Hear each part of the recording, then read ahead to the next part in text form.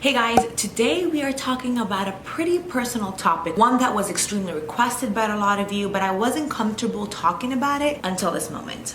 I am going to be sharing all about my breastfeeding journey, how I weaned Serena off, what are some things that have helped me breastfeed her for this long, all that stuff. Before I get into that topic, I do want to say that unfortunately, especially with first-time moms, we do go through a lot of mom shaming by other moms, which did affect my mental health for a certain time, which was one of the main reasons why I never really wanted to talk about my breastfeeding journey, because I did struggle, and I struggled a lot, but I didn't give up. No matter whether you decided to breastfeed your daughter exclusively or give her formula, whatever it is, you are doing a great job. Do not listen to what other people have to tell you if they're trying to bring you down. Obviously, if you're getting expert advice, they're trying to help you, that's great. But most of the time, these advices are coming not from a good place, or maybe they are, but they're just not knowing how to communicate it with you. And being a new mom, we tend to be extremely emotional. We're going through a lot of different sorts of emotions, so it can be very hectic and overwhelming for us. So whatever advice you're hearing, just know you're doing a wonderful job. Okay, let's get right into the video. I always knew I wanted to breastfeed my daughter when I was pregnant. I've heard a lot of people give me advice, make sure you breastfeed her, it's so good for her. You need to make sure that you don't introduce her to the bottle or else she's going to get used to the bottle and all that stuff. My mom did breastfeed all of her kids, and almost everyone I know in my circle of family actually did breastfeed. This generation, however, like a lot of my friends, a lot of, women that are working, they don't tend to breastfeed as often. So I thought going into this, I'm definitely going to breastfeed. Why wouldn't a mom ever want to breastfeed her child? Not knowing how hard it is and all these other circumstances that come with breastfeeding. And I remember before even delivering, I would have people telling me, if you think pregnancy is hard, because I did have a hard pregnancy with my daughter, wait until you breastfeed. That's a lot worse. When my daughter gave birth, I was really scared that she wouldn't latch, but thankfully she did. She actually did latch. So I had no latching issues with her whatsoever. Breastfeeding in the hospital was extremely uncomfortable. Even though there is a lactation specialist at the hospital, I felt like they're a little too intrusive and they are too aggressive with the way that they try to advise you when it comes to breastfeeding. They're not very delicate. So I was a little irritated at the hospital when I'm breastfeeding my daughter, and I felt very uncomfortable. As I mentioned, she was latching, so I know that she was drinking milk. However, it wasn't milk at that time, it was colostrum. But she would cry the entire time. So she was actually 6.5 pounds, but then she ended up dropping to like 5.9. And that freaked me out because she was so petite. So to me, instantly, I'm like, she's probably not getting enough, colostrum at that point. Maybe I need to give her milk. I'm freaking out. Especially when hearing a lot of people telling me, oh my God, she's so petite. It was like the worst thing you could tell me as a first-time mom, because especially as I kept going with breastfeeding and hearing that, it made me feel so insecure and that I'm not doing something right. Keep in mind, I was born very petite. I was very petite until I was 2 years old. My husband was also pretty petite when he was born. I was really freaking out at the hospital, and I decided I'm gonna give her a bottle just because I was really worried she wouldn't sleep and she was crying so much. And I did end up giving her a bottle at the hospital, like 1 ounce, and she actually slept. And that allowed me to sleep because I had a pretty difficult labor and I was throwing up the entire time. Like, I was out of it. So that gave me maybe like 2-3 hours for me to sleep. I didn't want to let go of my daughter. Like, I was falling asleep as I'm carrying her. The nurses would come in and tell me, we'll take her, so you can sleep. And I'm like, no, I want to keep my daughter next to me. Like, I was just so afraid and so emotional and so worried. Like, why is she crying so much? Probably my milk or my colostrum is like not good enough for her. So anyways, I gave her that 1 ounce and I actually felt good and I do not regret it. A lot of people would tell me, don't introduce her to it because then she would prefer that over your breast milk. That was completely false with me in my specific scenario. After leaving the hospital, my mom was of great help for me. Immense help. I can never repay her for the amount of help that she provided me, and I applaud every woman out there that's raising her daughter or her boy or whatever by herself with no help, because it was tough and lack of sleep really messes up with like your mental and emotional state. I didn't pump as much as I should have at the beginning, But then I decided, even though they did give me a manual pump at the hospital, which I thought was horrible, I started pumping when I ended up coming back home because I wanted to make sure she's drinking enough milk, and there's no way I could tell if she's full or not. So I'm like, maybe if I see how much milk I'm pumping, I can know that, okay, I'm producing enough milk. You hear a lot of women, especially first-time moms, tell you, oh, my milk supply was low. My milk supply was low. So hearing that, automatically, I had that thought in my head too, my milk supply must be low. And I tried to convince myself, you know what, I think my milk supply is low. And I wasn't confident in what I'm doing whatsoever. Breastfeeding was extremely painful. TMI, my nipples actually were bleeding the first couple of days. It was very uncomfortable. Like I felt like my back was like this the whole time. I didn't have proper posture when it came to breastfeeding her. She was so petite, so I was like so scared to hold her. Like, am I holding her properly? I was really freaking out. My milk came 3 days in and I was so happy. I was so excited. I didn't know what, I'm like, what is going on? This is crazy. So my milk supply came in. I was really happy. I'm like, yeah, I could do this. This is amazing. Because I know some women, their milk supply takes a little longer for it to come. So I was really happy. I breastfed her, but I didn't have a schedule when it came to breastfeeding. Whenever she would cry, I would just put her on my boob and I would feed her. And then if I felt like she was still crying, I would give her a bottle after. But I would always breastfeed her first and then I would supplement with some formula later. I went to my pediatrician and I addressed my concern to him and I told him, look, at that point it was 3 months. I'm like, 3 months, I'm trying. And when I pump, I barely get like 20 ounces of milk. And I'm really afraid that I do have a milk supply issue, but I don't want to give up on breastfeeding for my daughter. I know how important it is for her and I feel like I'm failing as a mom if I don't breastfeed her for at least 6 months. My goal was to go at least for 6 months breastfeeding Serena. My pediatrician was amazing. He provided me with a lactation specialist contact information. I got in touch with her and when I talked to her on the phone, I remember when I hung up, I was bawling my eyes out. I don't even know why I still get emotional over this topic because I feel like I'm very proud of myself for not giving up, and I actually did end up breastfeeding my daughter a lot longer than I thought I would be. But anyways, when I talked to her on the phone, she made me feel like I'm just giving excuses because I don't want to breastfeed. And God knows that was not the case at all. I kid you not, I would not sleep. My entire time was just focused on like breastfeeding her, but I felt like I wasn't doing something right. So I'm like, I'm gonna give her formula. I'm not gonna have my daughter like starve, especially that she's so tiny. She was in the 4th percentile for her weight. And like my main concern with her was her weight the entire time. And every time someone would tell me she's so petite, I would go to the room and I'll start crying. So anyways, I talked to her and she told me, you know what? The assumption of you saying that you have a milk supply issue is false. That's what most women think. And it's been proven that I think maybe like only 10 or 15% of women end up having a milk supply issue. So it's not as common as we think it is. So I told her, can you please come, schedule an appointment for her to come to my house to see my daughter, and maybe we can come up with a plan. If I do have a milk supply issue, how I can fix it so I can slowly, exclusively only breastfeed my daughter. She ended up coming over and she was a little aggressive at first, I remember. And when she saw my perseverance and how I'm really trying, she actually became a lot nicer and ended up telling me, just to let you know, I didn't breastfeed my first child. My first baby, I breastfed her for like 2 months and I had to stop.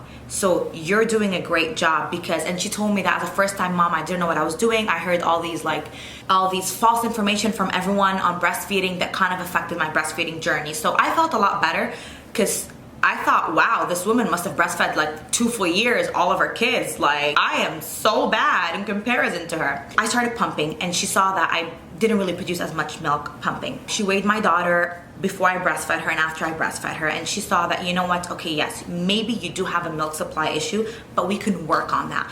And we came up with a plan where I need to pump every single time after a breastfeeding session, and that it's okay to give her milk, like a bottle, in the meantime until my milk supply gets up there. And I'll just, message her end of the day, letting her know how much I pumped, and hopefully, I'll pump more as we go. The game changer for me when it came to breastfeeding was the position. She actually taught me how to breastfeed my daughter as I'm laying down. And that made me feel so much better because I hated just sitting and breastfeed. It was so tiring for my back. When she taught me how to breastfeed my daughter laying down, I felt so much better and I actually enjoyed breastfeeding a lot more. And the longer I breastfed her, the more I enjoyed the journey. If you were to ask me how was breastfeeding the first 3 months, I would have told you I hate it. Like, this is the worst thing that I ever had to do. I can't wait for it to be over. But then when I passed that mark and you would ask me how's breastfeeding, I'll tell you I love it, and I just don't want to stop. I want to keep, you know, bonding with my daughter and breastfeeding her and all that stuff. I remember I invested in a hands-free pump, and you would see me pumping all day long. Like, that's all I did. I couldn't work, I couldn't see anyone, I really didn't do anything but pump, pump, pump, pump, pump, pump, and breastfeed. And I wouldn't sleep. I wouldn't have like an actual proper schedule to sleep. If my daughter wakes up crying, I'll just breastfeed her right away, which is something that I'm not gonna do with my second baby, but that's another topic that I'll talk about in another video because it really took a toll on me. So I started noticing that my milk supply actually started getting better, and it made me so happy. When the baby hit about 6 months, and that was the goal that I had, was just to stop breastfeeding at 6 months, I didn't stop. And I kept going. And even though she was breastfeeding and also bottle feeding, I would pump and give her the milk from the bottle, she preferred breastfeeding over the bottle. And I was surprised, and a lot of people were surprised too, because they're like, she would get used to the bottle, obviously, because she gets more, and with breastfeeding it's a lot harder for her to, like when sucking, she gets more milk out of the bottle than she will off of my breast. But that wasn't the case at all with my daughter. She actually really enjoyed breastfeeding a lot. A part of it was also that, I guess it was like attachment, or she took it as a pacifier, which was a problem as well. She refused to take a pacifier after 3-4 months. So my boob was like a milk source, but also a pacifier. So I struggled with that as well, which I'll talk about how I weaned her off next. How I weaned my daughter off. So I actually ended up breastfeeding her to a year old, and I was extremely happy. Like, I felt like this is like one of the biggest accomplishments that I have done, because even though I struggled so much, I'm not kidding when I tell you I wouldn't sleep. Like, she'll wake up every 2-3 hours, even past the six month mark. At first she would sleep very well when she was a baby, but then she kept waking up every 2-3 hours, and I would just breastfeed her. So I didn't get much sleep. It was really hard on me, but it was worth it, and I was so happy. And I'm like, oh my gosh, this is amazing. It's been a year. And as I kept pumping more and my milk supply was more, I slowly started cutting down on formula, and it ended up being where I actually breastfeed her like during the entire day, and then at night I'll give her like a bottle or two, which is a huge improvement from what I was doing before. When Serena was 7 months, I find out that I'm pregnant, and I was really excited, but I started thinking, okay, I have to start weaning my daughter off, because even though research says it's okay to breastfeed your daughter as you're pregnant, it wasn't something that I wanted to do just because I wasn't sleeping much. With my pregnancy with Serena, the first trimester and second trimester were extremely difficult. I was on IVs, my blood pressure was low, throw up every single day, so it was really difficult. And I knew I needed to start weaning her off in preparation for the next baby and for the next couple of hard months that I'm gonna have in my pregnancy. It wasn't something that I did in a week. I know there's so many courses out there, and I would read these courses and I would like, I want to do that. But as a first-time mom, I was extremely emotional, and I didn't want to put my daughter through so much stress, especially that she was so attached to me. So I honestly made like a 3-month plan. Like, I'm like, by her 1 year, I'll be completely done and I'll wean her off. So I started off by cutting my breastfeeding sessions. So I would pump and give her the bottle, and then I would slowly, instead of her just breastfeeding on my boob, and then I would just give her my breast at night before she goes to sleep. And then if she wakes up in the middle of the night, I will just give her a bottle. So I slowly started getting her used to the bottle a bit more than my boobs, but I didn't just cut her completely out of my breasts. I didn't want to do that. I slowly started diminishing the time that she would spend on my boob, and at that point she was eating solid food, so I wasn't really concerned about, you know, the nutrients that she's getting, because she was eating fruits and vegetables and grains and all these other stuff. And when she hits 1 year, she obviously can start drinking regular full fat milk. We got to the point where it would still be attached to my boob, like she would pull my shirt down every time she wants to breastfeed, and sometimes I would give in, sometimes I won't, depending on how often she was on my boob at that time. Until her 1 year birthday, I've never left my daughter or like slept without her at all prior to that. And her birthday is October 29th, my birthday is October 30th. So for my birthday, my husband planned a trip for us to go to Aruba. And we decided, you know what, I'm gonna leave Serena behind with my mom. Serena is very attached to my mom. She's very used to her. My mom was there since day one with her. So I was comfortable doing that, even though I was kind of having a panic attack because I don't like sleeping without my daughter. But I decided to do that, to take it as an opportunity to completely have her forget about my boob. And knowing how I am, knowing how emotional I am, I cannot hear her cry and just sit there and wait for her to calm down by herself. That's not really my parenting style. I applaud every mom that does that because I wish I had the strength to do it, but I just can't. Like if she cries, I'll try to calm her down slowly. I want to hug her. I can't just let her cry, let her be, and then she'll get over it. Like, it's just not me. So I knew if I leave her behind, if she does cry, I don't have to hear it, so I'm not gonna end up giving it. The first night, she actually did pretty well without me, but that's again because I was slowly weaning her off before. I was practicing with her for like 2-3 months. Slowly. Some days I end up giving it to her a little bit more, but then I go back to like my schedule of cutting down the sessions where she's actually on me. So when I did leave her, it wasn't as stressful. The first day she actually did pretty good. Second day she would cry a little bit, but because I wasn't there, she can't grab onto me to tell me she wants her boob because I'm not there, I'm out of the picture. On day 3, I think is where she kind of struggled a little bit and she started saying mama, mama, like she missed me. But then I remember when I came back from Aruba, that 4th day, and I saw her, I made sure not to show her my boobs at all, just in case, like if I would change or anything like that. I was very aware that she's not seeing my boob, just so she doesn't remember, oh my God, milk. And she's just used to the bottle. And I was so surprised that she kind of forgot about it. She caught me once changing and I saw her looking, but I think she was a little confused, like, is that the milk supply or what is that? And I quickly like turned around and I changed to avoid her wanting to like grab onto my boob again or anything like that. So it took us 3 days. I came back, she totally forgot about the boob. She got used to the bottle and our sleeping schedule got a little bit better after I stopped breastfeeding her. What are the things that helped me throughout my breastfeeding journey? So definitely my LV pump. I am obsessed with the LV pump. I have tried almost every single pump on the market and I did not like them at all. With the LV pump, I was actually able to do whatever I needed to do to get out of the house. Me and my husband have a very busy lifestyle. We do travel a lot. So when I had the LV pump with me, I would pump on the plane, I would pump in the car, I would pump sometimes even during Zoom meetings. I would pump the entire time and I enjoyed it. It's not bulky. The medulla pump to me was extremely bulky.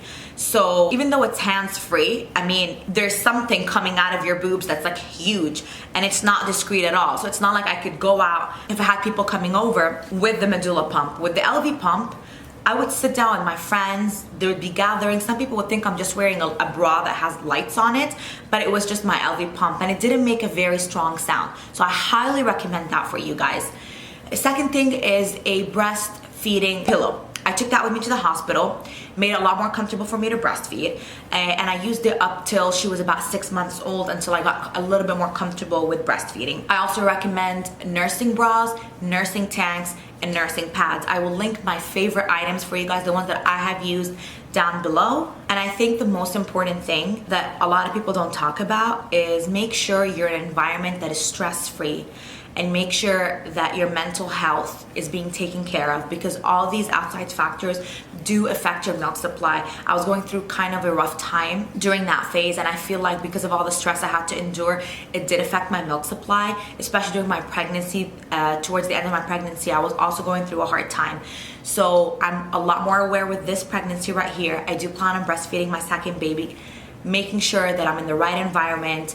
I have the right mindset right now. Nobody can tell me if I'm doing the right thing or not because I'm experienced now. You know, I'm not a first-time mom anymore. I'm a lot more confident. I know what worked with me or worked for me in my first pregnancy, and I just cannot wait to implement everything that I learned with baby number 2. I hope you guys found this video to be helpful. I am in no shape or form trying to give you guys advice. I'm just trying to share my story in case anyone can relate to, or if it can inspire some moms out there to not give up on their breastfeeding journey. I love you guys, and I'll see you in the next video. Mwah.